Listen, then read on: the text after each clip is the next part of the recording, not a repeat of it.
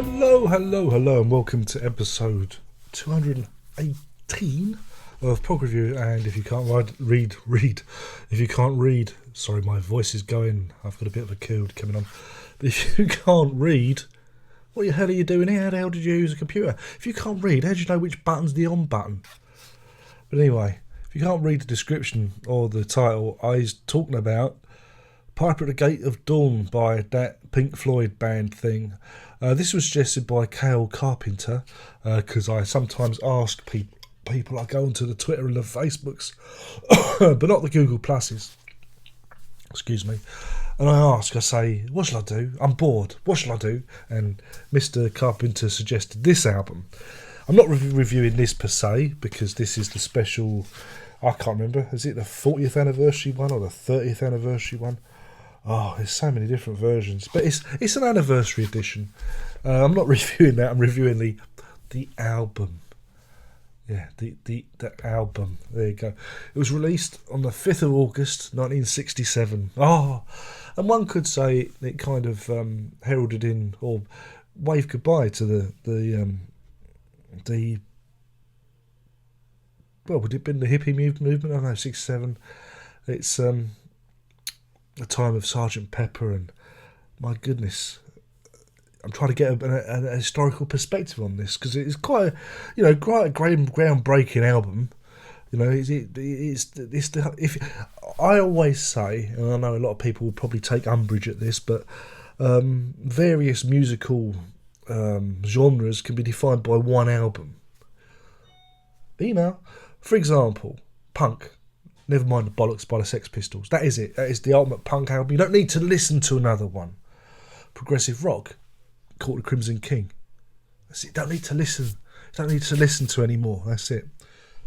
Sorry about that. Had a telephone call. Had to answer. So we had an edit. I've forgotten what I was talking about. Iconic albums. Yeah, so you could say that this is the ultimate psychedelic album. You don't need to listen to any others. This is the one. And for me, it holds good memories. It's not one that I go and play a lot nowadays, but when I was a teenager and getting into the Floyd, you know, it was very much an album that I played quite a lot, and I've got a lot of fondness for it. Again, it kind of illustrates the mad genius of Syd Barrett, not just lyrically. There's an awful lot of good guitar playing on this as well. Very unusual guitar sounds. Again, he used to rub marbles up and down his strings to get these weird noises, and you know, it's just so different. It's just such a different record. I mean, it opens with the epic Astronomy Domini. Again, this is kind of space rock, but thankfully it doesn't outlive its welcome. It's just, you know, it comes and it goes. Whammo! It's pop music. Yeah, this is the thing. It's pop music. Lucifer Sam, about a black cat. Who'd have thunk it, eh?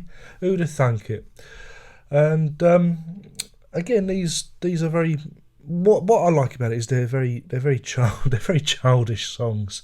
This is what makes it unique. Is they're playful and they're childish, and there's not another album like it. And if there is, it's just a rip-off of this. Again, I find it very hard. It's very hard to talk in great detail, because these songs, you know, have been with me for such a long time. Not a big fan of which one is it? Power Talk H or Take Up Thy Stethoscope. Not a big fan of that one. Again, it's a Roger Waters track, that, and it kind of ruins the flow of the album. It's like a speed bump in the album, but the album's recovered by the absolutely amazing Interstellar Overdrive. Of course, back in the day, they used to do 45-minute versions of this and trip out. But if you listen to it, you can see, you know, where the band was going with A Saucer Full of Secrets, and to some extent the same structure is adopted by Echoes. You know, this great big build up, and then you have this kind of weird ambient bit which builds up to the great big crescendo at the end. I like to think of Interstellar Overdrive as a precursor to Echoes, even though many of you probably wouldn't agree so. Then we go back to the fairy tale story of the gnome and chapter 24 and the scarecrow. And these, again, very playful, very childish lyrics. But probably my favourite track of the album is Bike at the end, because it's just bonkers and there's lots of sound effects on it and there's a lot of humour in there. And that's it, and then the album's over. And it's not the perfect album, because it does lose focus in places. You know, the songs are a bit samey. You know, some of the songs I don't really care for. But what it's got is it's got a lot of charm. Bags and bags of charm. And you don't get that with records these days. And again, I don't think, if Syd Barrett had stayed with the band, I don't think they could have ever lived up to this record. You know, it exists. It is a one-off. You know, again, it's a bit like in the Court of the Crimson King in that respect. You know, the band fragmented and there was never going to be another album like it.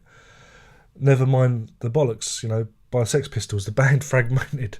There was never going to be a follow-up. And this is the same with this album. You know, it's one of those albums, it's a one hit, not one hit, but it's a one hit, one album for the band before everything changes. So yeah, good fun. And you know, I never really understood the fascination with Barrett's solo work, because if you listen to it, it's a frightful mess. You know, it's a great shame, you know, and you know, but the real genius lies on this album. Not his solo material. That's just the ramblings of someone who took far too much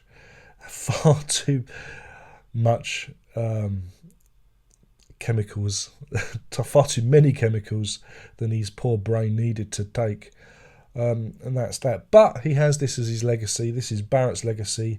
The rest of the band are completely and utterly overshadowed by the shadow of Barrett on this, and there's no surprise that, you know, Waters felt to reuse Barrett's legacy on, you know, Dark Side of the Moon and Wish You Were Here and The Wall, you know, to keep bringing that image back, because it had such an impact on that first album. Without that first album, there would have been no Floyd, and those early shows, you know, the UFO and the big gatherings, they would have, you know, wouldn't have had the same impact without Barrett.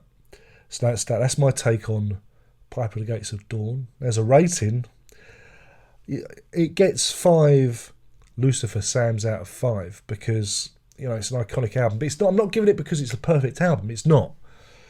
But it's to represent its place in music history and its place in the history of Pink Floyd. If you get my drift, that's why it gets the full rating. But, you know, as an actual album, there are a couple of weak tracks on there that I think could have been excised.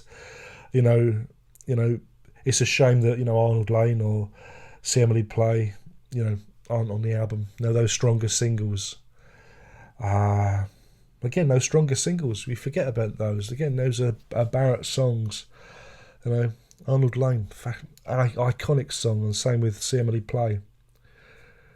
And Emily Young. Emily Young paints the album sleeves of Penguin Cafe Orchestra. She appears on their first album, and is the mother to Simon Jeff's son, who is currently looking after the Penguin Cafe Orchestra at the moment. So everything's tied together. Apparently, that's who the Emily and Emily Play is supposed to be. Yeah, that's it. My name's been Darren Locke. I've been burbling on, thankfully my throat is holding out, about Pink Floyd's The Piper at the Gate of Dawn. Piper at the Gates of Dawn, even. How could I get that wrong? And that's you know, taken from The Wind in the Willows. Yes, Wind in the Willows. Let's go. I can feel my throat closing up. And that's that. Oh,